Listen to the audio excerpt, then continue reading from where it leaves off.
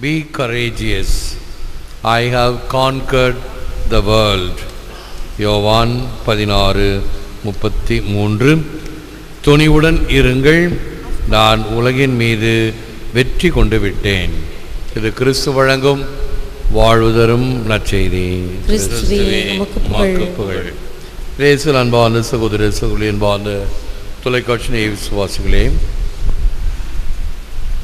what was visible in our Savior has passed over into his mysteries, Saint Leo the Great. நமது மீட்பரில் எது காணக்கூடியதாயிருந்ததோ அதுவே மறை உண்மையாய் இருந்தது. ஆண்டவருடைய பிரசன்னத்தை நாம் நற்கருணை நாதரில் பார்க்கிறோம். இந்த நற்கருணை நாதரை நாம் நன்மை என்று சொல்லுகிறோம்.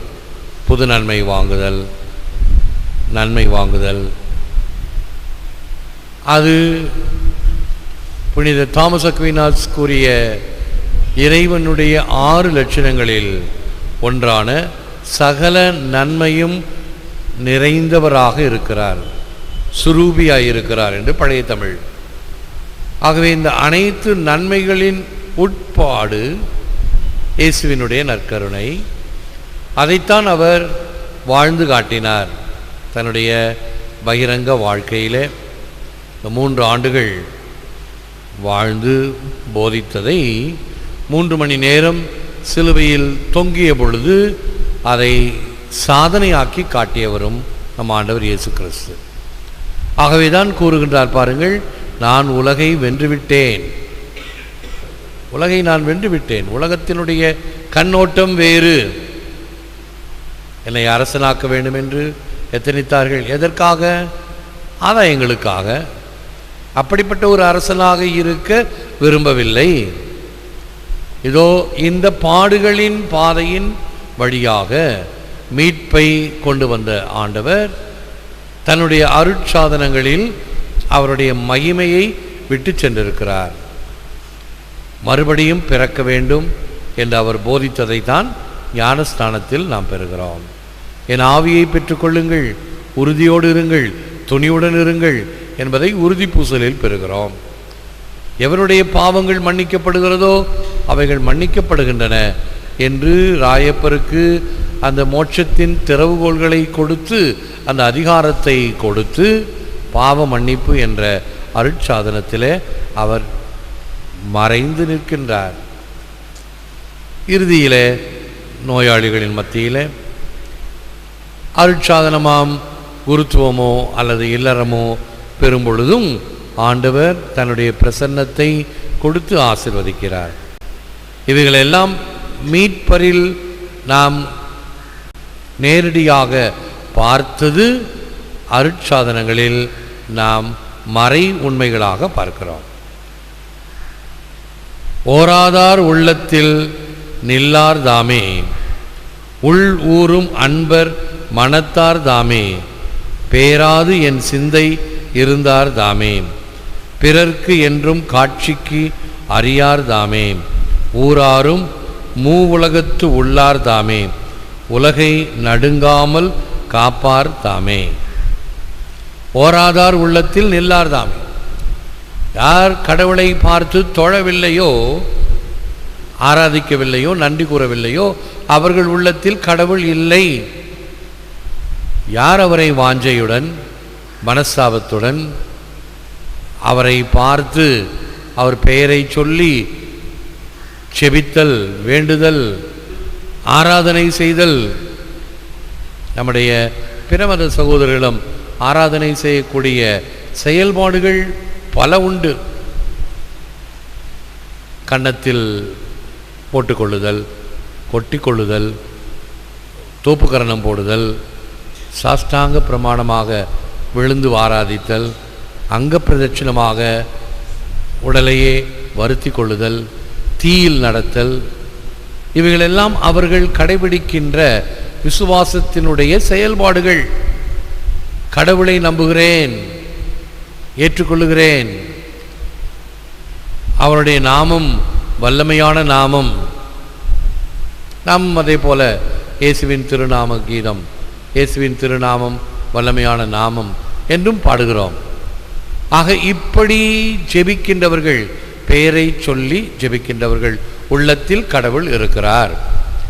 சொல்லாதவர்கள் உள்ளத்தில் கடவுள் இல்லை. ஓராதார் உள்ளத்தில் நில்லார் தாமே, உள்ளூரும் அன்பர் மனத்தார் தாமே. உள்ளத்திலே அந்த இரக்கம் ஊறுகின்ற அன்பர்கள் மனத்திலே இறைவன் இருக்கிறார். பேராது என் சிந்தை இருந்தார் தாமே. பேர்த்து எடுத்துக்கொடைய அளவுக்கு உள்ளத்தை உடைத்து நொறுங்குண்ட உள்ளத்தை நீர் புறக்கணிப்பதில்லை என்று சொல்வது போல, என்னுடைய அகங்காரம் இவைகளை உடைத்தால் என் சிந்தையில் இருப்பவர் நீர். பிறருக்கு என்றும் காட்சிக்கு அறியார்தாமே. எல்லாருக்கும் சுலபமாக காட்சி கொடுப்பவர் கடவுள் அல்ல. நாம் சமீபத்தில் பாத்திமா மாதா திருநாளை கொண்டாடினோம். மே மாதம் 13ஆம் தேதி பாத்திமாவில் முதல் காட்சி கொடுத்த பொழுது அந்த சிறுவர்களுக்குத்தான் தேவத்தாய் தோன்றினாரே தவிர மற்றவர்கள் பார்க்க முடியவில்லை. பெரிய ஒளி வெள்ளத்தை பார்த்தார்கள். ஆனால் இந்த பிள்ளைகளுக்கு காட்சியளித்து அவர்களோடு பேசவும் செய்தார். காட்சிக்கு அறியார். ஆனால் யார் நல்ல உள்ளத்தோடு இருக்கிறார்களோ அவர்களுக்கு காட்சியும் தருகிறார், அவர்களோடு உறவாடவும் செய்கிறார். ஒரு மிக சிறந்த இந்திய கதை ஒன்று உள்ளது. ஒரு பையன், வீடு ஏழ்மையான வீடு, அம்மா கஷ்டப்படுகின்றவள். பையன் பள்ளிக்கூடம் போக வேண்டுமென்றால் ஒரு காட்டை கடந்து போக வேண்டும். பையன் சொல்லுகிறான் அம்மா கிட்ட, அம்மா பயமாக இருக்குது, காட்டில் போகும்போது யாராவது துணைக்கு ஏற்பாடு செய்யேன். அம்மா சொல்கிறாங்க, நீ கடவுளை வேண்டிக்கொள், கடவுள் உனக்கு துணையாக இருப்பார் என்று சொல்லி தேற்றி அனுப்புகிறார். இவன் அந்த காட்டுக்குள் போகும் பொழுது, கடவுளே எனக்கு துணை செய் என்று உள்ளார்ந்த விசுவாசத்துடன் தாய் சொன்னதை ஏற்று அவன் சொல்லி ஜெபிக்கின்றான். அந்த பக்கம் ஒரு வயதான விறகு வெட்டியை போல ஒரு மனிதர் வருகிறார். தாத்தா எங்கே போகிறீங்க? காட்டை கடந்து போகிறேன், எனக்கு கொஞ்சம் துணையாக வரீங்களா? தாராளமாக வரேன். தாத்தா தினமும் அவனுக்கு துணையாக வருகிறார். ஒரு நாள் பையன் மிகுந்த வாட்டத்துடன் இருக்கிறான். ஏன் வாடிய முகத்துடன் இருக்கிறாய்?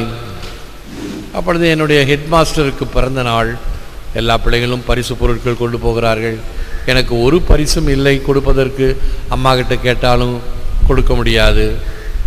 அப்போ தாத்தா கையில் ஒரு சொம்பு பால் இருந்தது. சரி, இந்த பாலை கொண்டு போய் உன்னுடைய ஹெட்மாஸ்டருக்கு கொடு என்று கொடுக்கின்றார்.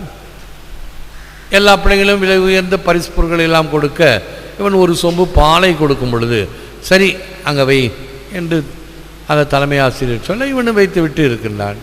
இந்த அமளி துமளி எல்லாம் அடங்கிய பிறகு, சரி கொஞ்சம் காஃபி போட்டு குடிக்கலாமே, அந்த பையன் பால் கொண்டாந்தானே என்று சொல்லி அந்த பாலை எடுத்து காய்ச்சி சொல்கிறார்.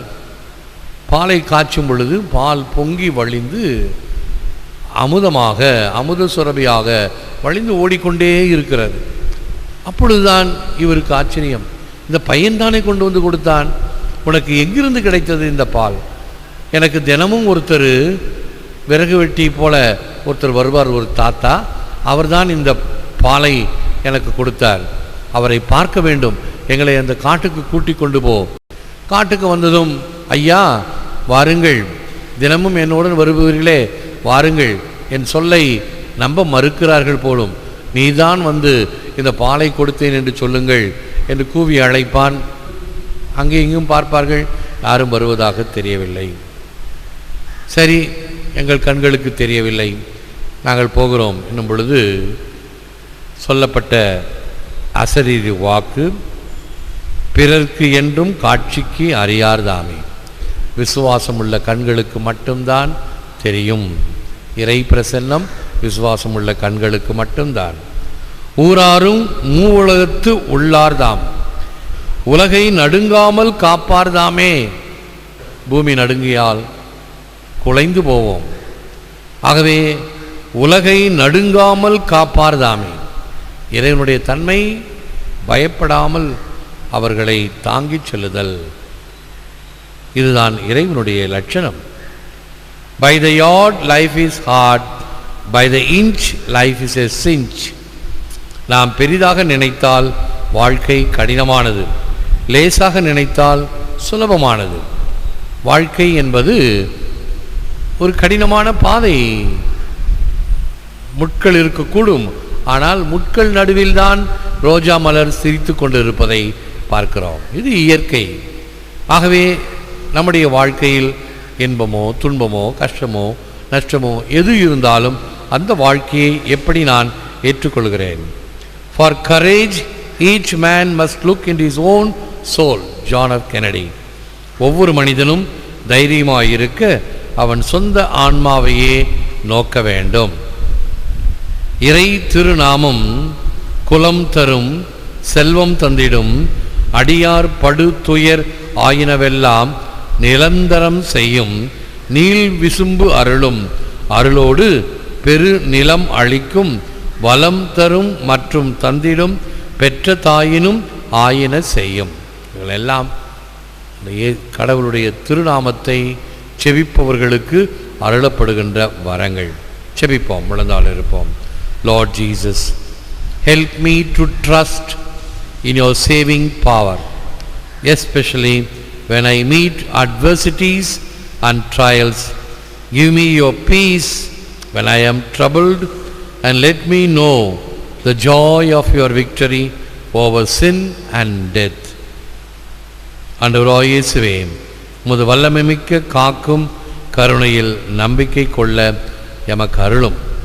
சிறப்பாக என் துன்ப வேளையிலும் அமைதியற்ற நிலையிலும் உம் அமைதியையும் சமாதானத்தையும் சாவின் மீதும் பாவத்தின் மீதும் நீர் அடைந்த வெற்றியின் மகிழ்ச்சியையும் எனக்கு தாரும். ஏற்று வரமருளும் இறைவா, காக்கும் கரங்களினால். ஆமென். ஆமென்.